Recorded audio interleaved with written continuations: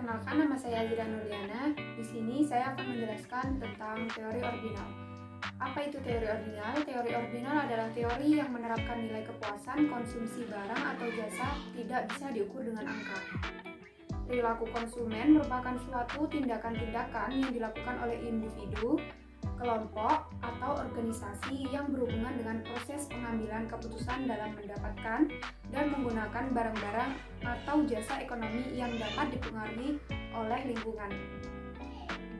Pada teori ini, pendekatan diukur melalui peringkat seperti puas, tidak puas, dan cukup puas. Teori ordinal ini didekati dengan menggunakan indifference curve dan disebut modern theory. Berikut ini adalah asumsi dalam pendekatan ordinal. Jika dilihat perilaku konsumen dalam mengonsumsi suatu barang dibedakan menjadi dua macam.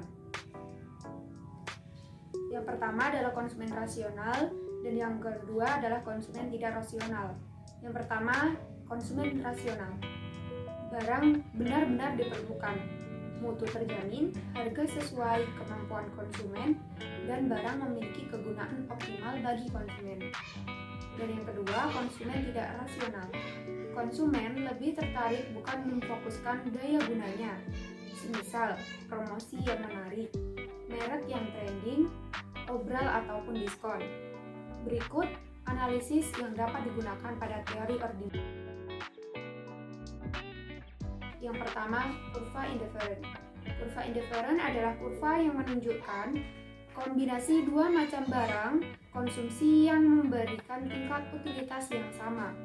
Misalnya, Anda memiliki pendapatan tetap sebagai pelajar seperti kiriman uang dari orang tua sebesar Rp500.000 dan uang tersebut Anda belikan pakaian dan buku pelajaran. Adapun harga pakaian adalah Rp20.000 per unit dan harga buku adalah Rp25.000 per unit.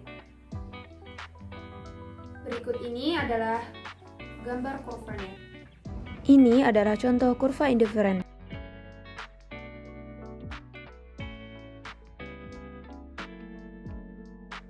Yang kedua, ada kurva anggaran. Kurva anggaran atau disebut dengan garis anggaran adalah garis yang menunjukkan berbagai kombinasi dari dua macam barang yang berbeda oleh konsumen dengan pendapatan yang sama. Ini adalah contoh kurva anggaran.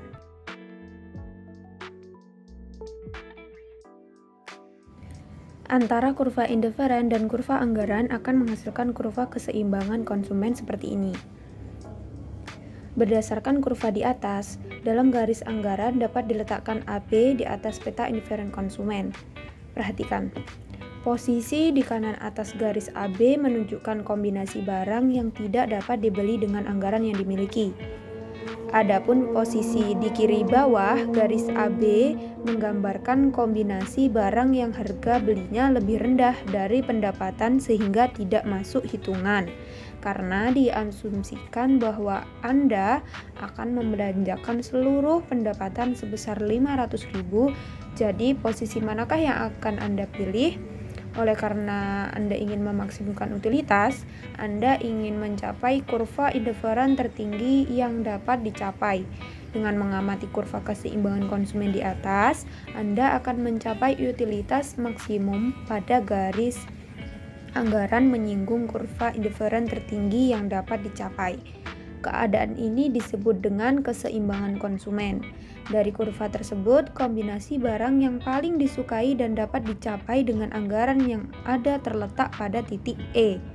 Pada titik E tersebut, Anda akan mencapai utilitas maksimum dengan anggaran terbatas, yang artinya Anda dalam mencapai utilitas maksimum dibatasi oleh tingkat pendapatan Anda.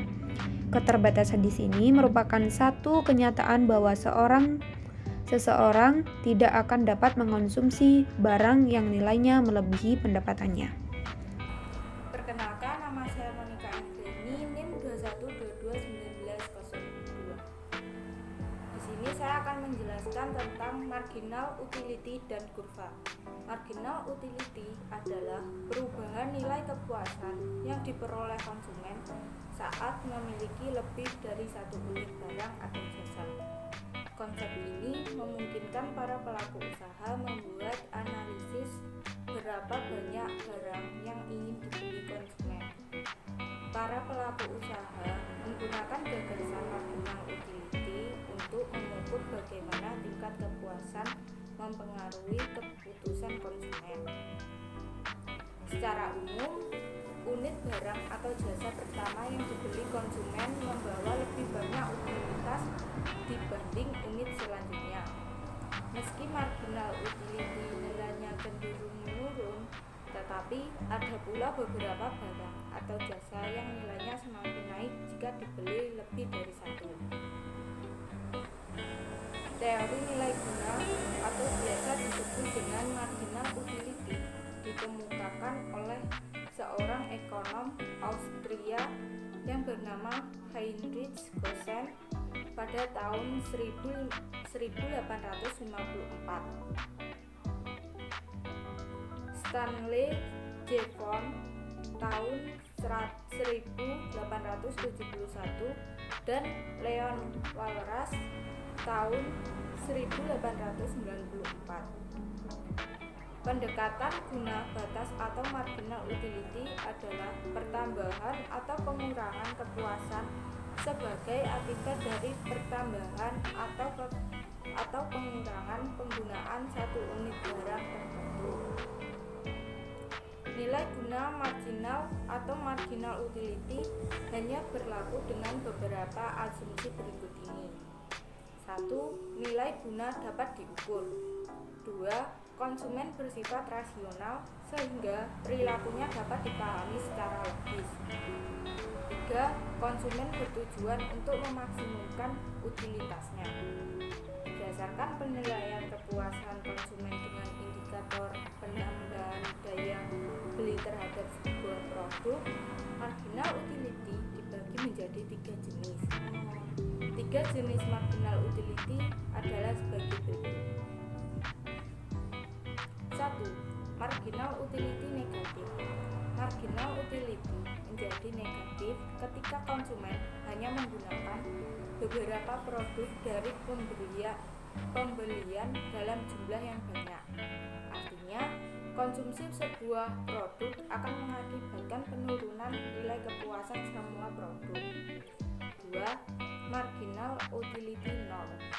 Terjadinya marginal utility nol yaitu tingkat kepuasan konsumen sama atau konstan, baik saat membeli produk dalam jumlah sedikit maupun jumlah yang banyak.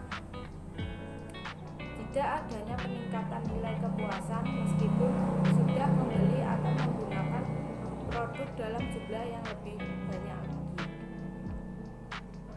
3. Marginal utility positif.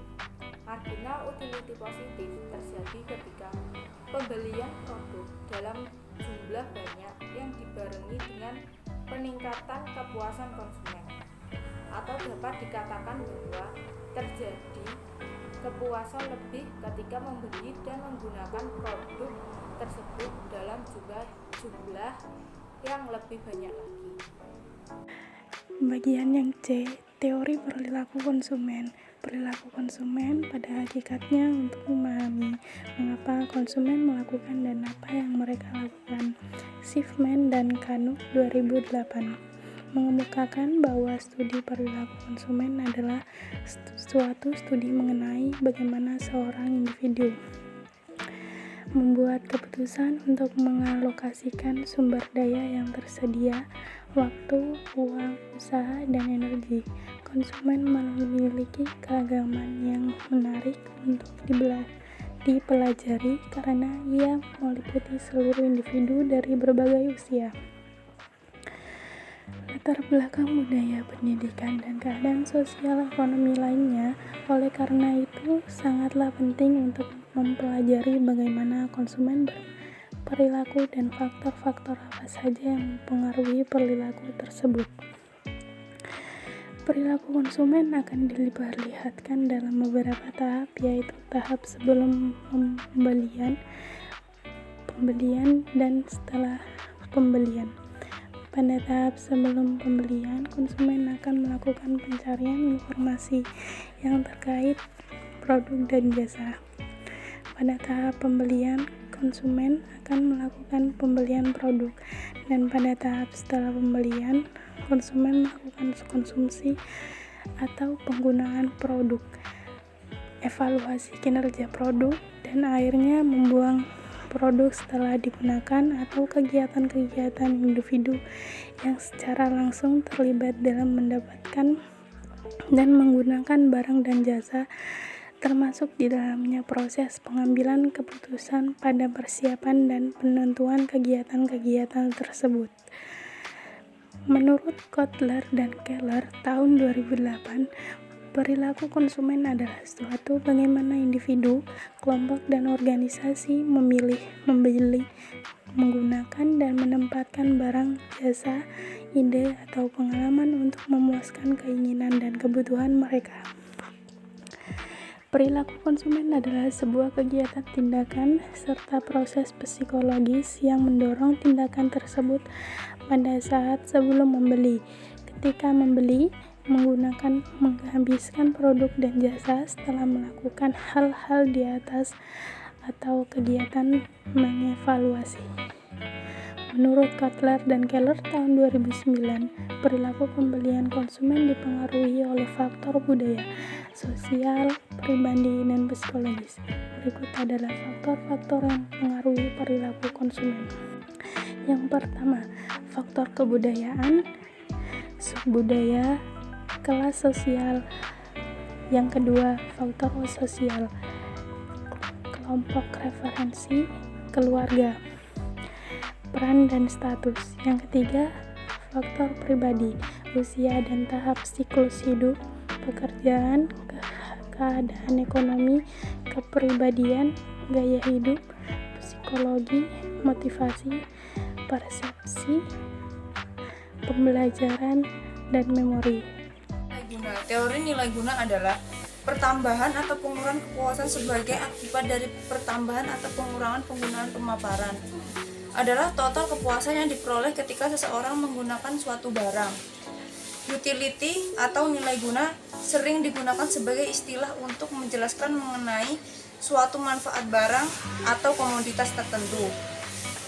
Pada teori keseimbangan, diketahui bahwa teori keseimbangan menggambarkan antara kesesuaian antara permintaan dan penawaran. Permintaan timbul karena konsumen memerlukan manfaat, dan komoditas yang diminta manfaat inilah yang dikenal dengan istilah utilitas atau utility. Jadi sebenarnya permintaan suatu komoditas menggambarkan permintaan atau manfaat dari komoditas tersebut. Teori utility sering digunakan sebagai pendekatan dalam menjelaskan perilaku konsumen. Pokok persoalan ekonomi yang dihadapi oleh setiap orang dalam perannya sebagai konsumen membutuhkan bermacam barang dan jasa yang sama harus diimbangi dengan kemampuan membeli. Konsumen harus berhadapan dengan pilihan jenis dan jumlah barang serta jasa yang harus dibeli, sehingga harga yang harus dibayar untuk mendapatkan barang dan jasa yang dituju. Jenis-jenis guna barang, kegunaan waktu, tempat, bentuk, hak milik, dan pembayaran. Cara memaksimumkan nilai guna perumitan yang timbul untuk menentukan susunan atau komposisi dan jumlah barang yang akan mewujudkan nilai guna. Nilai guna maksimum bersumber dari perbedaan harga-harga berbagai barang.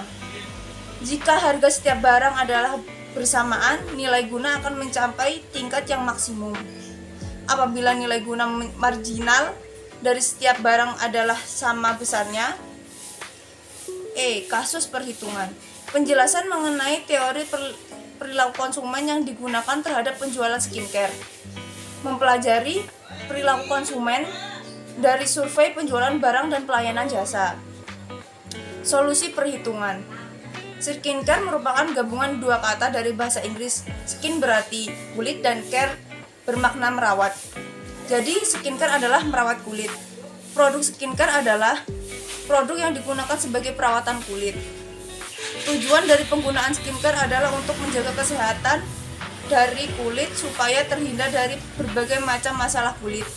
Misalnya kulit berjerawat, kulit berminyak, kulit sensitif, kulit kombinasi, timbulnya komedo, dan sebagainya.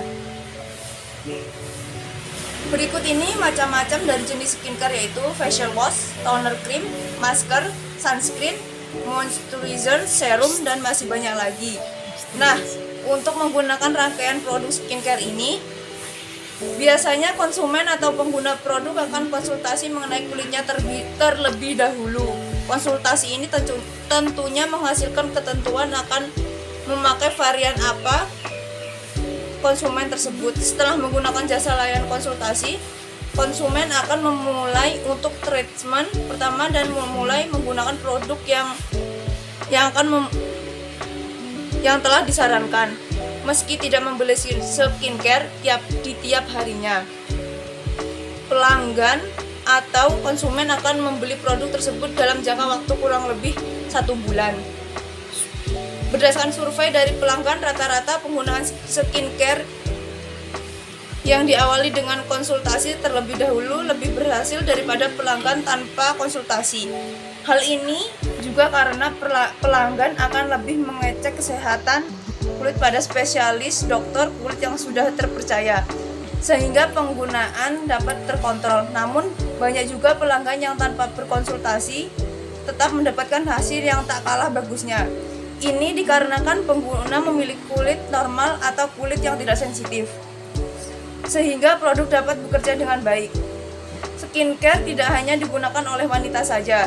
Kini produk-produk skincare juga digunakan oleh pria.